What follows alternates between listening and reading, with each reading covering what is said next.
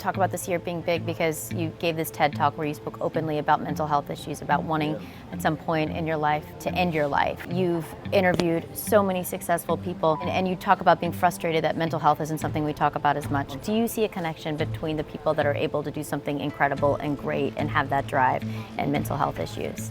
100%. People who seem to have it all very often have extremely powerful, scary demons that they're fighting. It's important to discuss also because I think I and many people for a long time just viewed it as a personal failure, a personal weakness. Oh, you're depressed? Like, what's wrong with you? Why can't you figure it out? Really? And then that self-criticism just compounds the problem. But after having my genome sequenced and getting the interpretation of the results, I remember the phone call I had with a number of doctors. They pull it up and they have these sliding bars from like green to red for all these various things.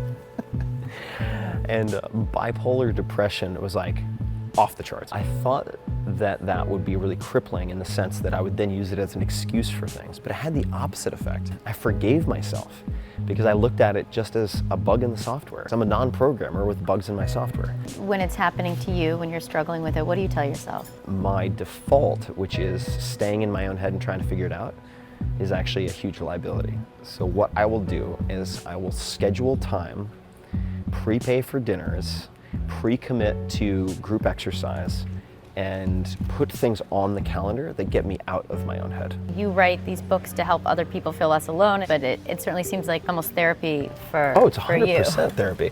I don't write books unless I can't find the book I need. What would you tell someone who's going through it, struggling with mental health? If it's really severe, get professional help. Like, don't try to go it alone. If you're someone who perhaps goes back and forth, read a blog post that I wrote called Some Practical Thoughts on Suicide.